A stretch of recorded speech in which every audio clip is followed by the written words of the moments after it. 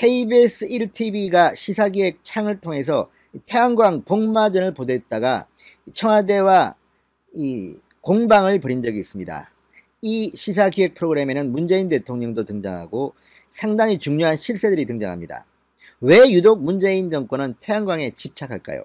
물론 청와대의 반발로 지금 그 프로그램에 대해서는 지금 논란은 계속되고 있지만 이 문재인 정권의 본질을 보여주는 하나의 단적인 사례였습니다. 비효율과 무능, 그리고 무지라고까지는 할 수 없지만 아무튼 부패의 연결고리가 될 수도 있다는 겁니다. 자, 지금 서울시가 태양광 사업을 하다가 많은 문제가 일어나서 지금 수사를 받고 있습니다. 그런데 이번에는 태양광 사업이 엉뚱한 데에서 또 터졌습니다. 바로 군입니다. 군은 아시다시피 다른 곳과는 다릅니다. 공개되지 않습니다. 그냥 군은 한다면 그냥 밀어붙이는 겁니다. 상명하복 조직입니다. 그런 군에서조차 이 태양광 사업은 실패를 했습니다.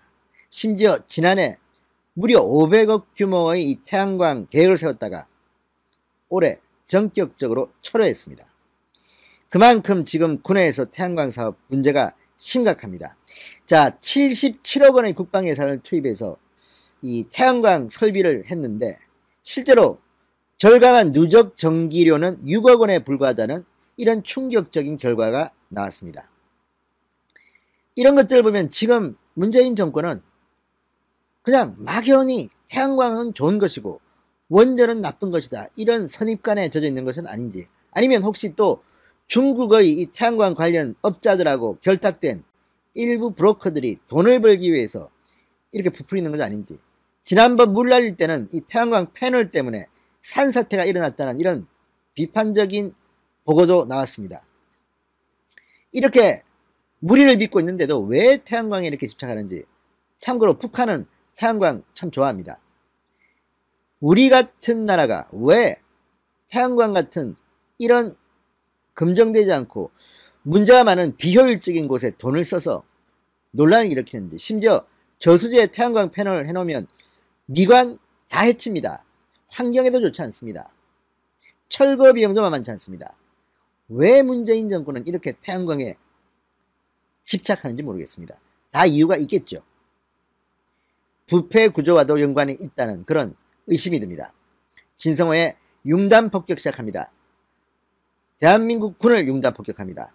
방송에 앞서 아직 진성호 방송에 구독자가 아니신 분들은 붉은색 구독 버튼 눌러주십시오. 더 좋은 방송으로 보답하겠습니다. 자, 군대 내의 태양광 설비 138개소 모두 77억 원의 국방 예산이 투입됐답니다. 그런데 절감한 누적 전기료는 6억 원. 왜 합니까?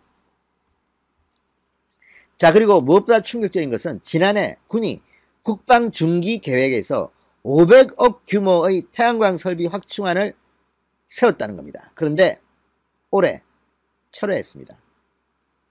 자, 군이 이렇게 태양광에 집착한 이유는 있을 겁니다. 누군가가 태양광 해라고 지시를 했겠죠. 알아서 이렇게 했겠습니까? 그런 의심이 듭니다. 자, 미래통합당의 윤주경 의원, 국회 국방위원회 소속입니다.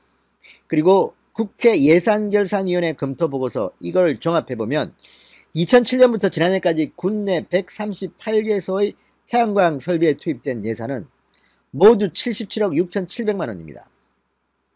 자, 이 설비를 이용해서 누적 전기료 6억 원을 절감했는데 공사비 대비 7.7%에 불과했습니다.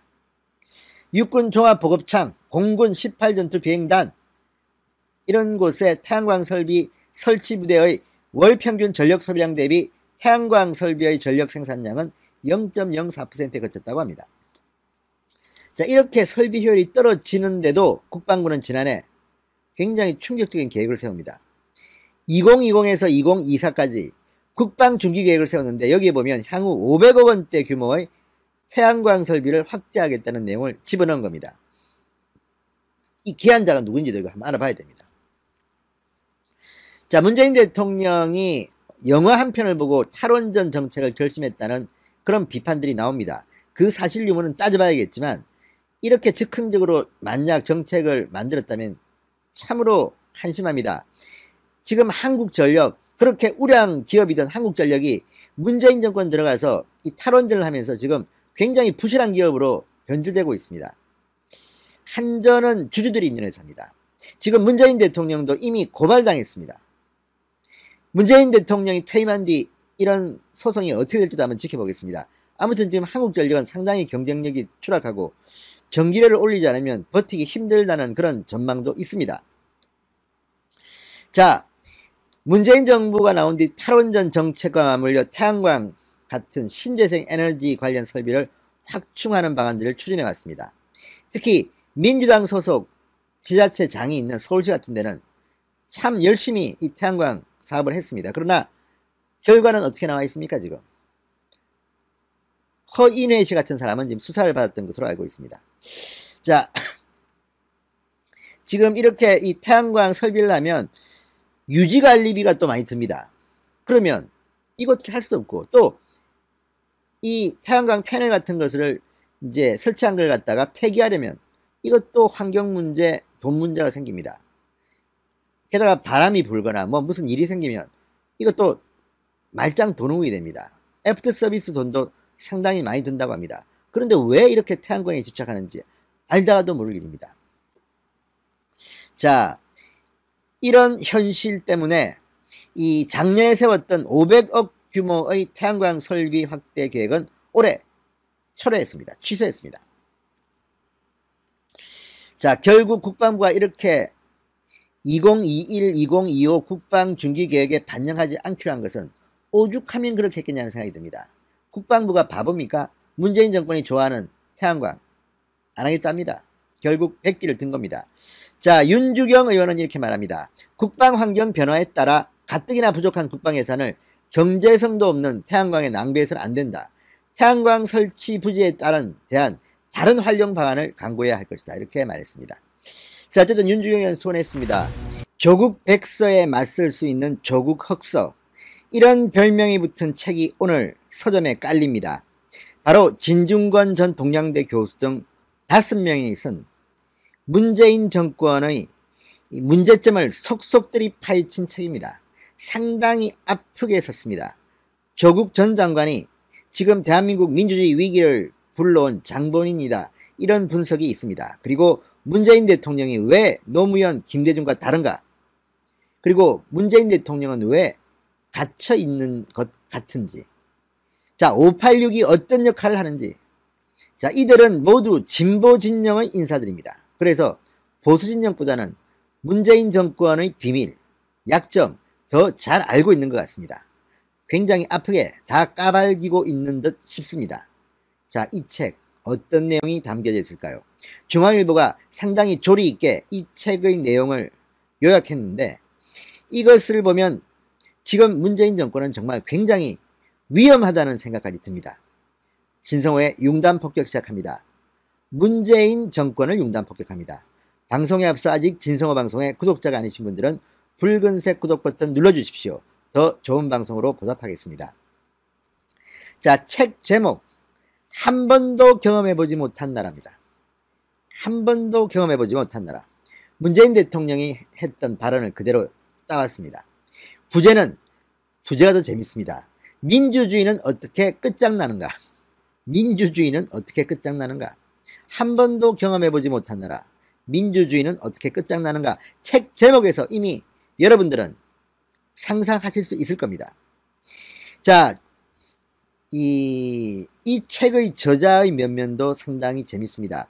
일단 진중권 전 동양대 교수, 그리고 민변 출신의 권경애 변호사, 참여연대 출신의 김경률 회계사, 기생충 전문가 서민 단국대 교수, 그리고 강양구 과학 전문 기자, 이렇게 5명이 집필자로 나섰습니다.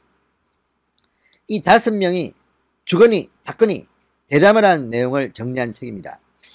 이들은 책 서문에 정권을 비판하려면 이전보다 훨씬 더 큰 용기가 필요한 이때 우리 5명이 모였다고 썼습니다.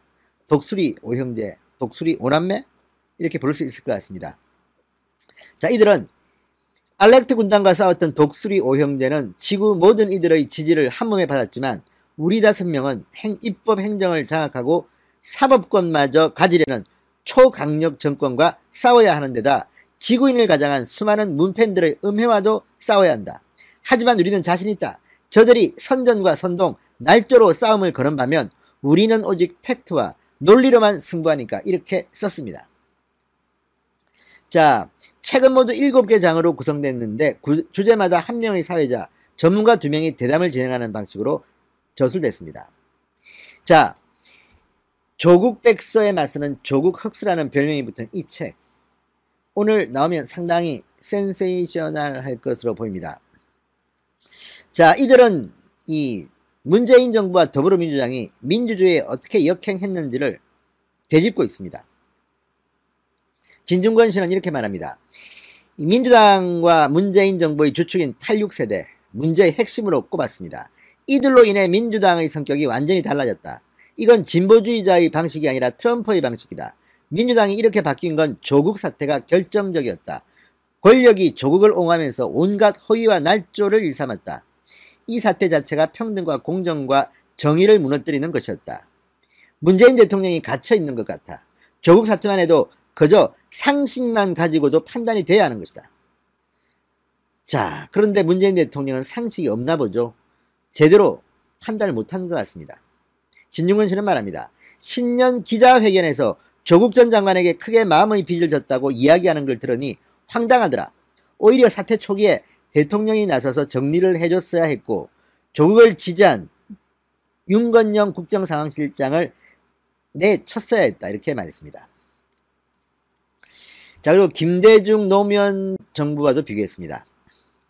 김대중 노무현 대통령 때만 해도 아직 386은 젊었을 때였으니 통제가 가능했다. 이젠 586이 됐고 머리가 커졌다.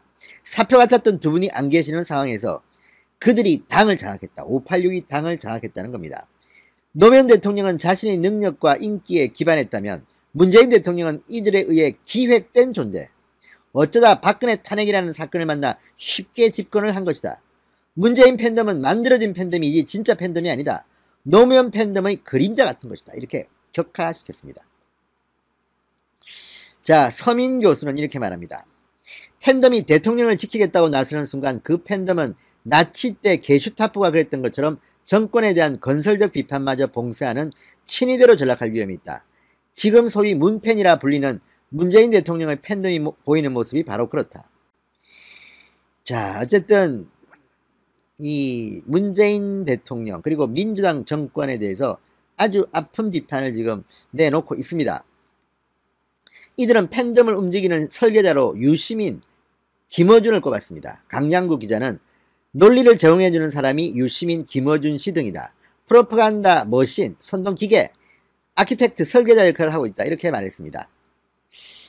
자, 진중권 씨는 말합니다. 유시민 씨는 이미 동양대 표창장이 위조라는 걸 알고 있었다. 제가 알려줬다.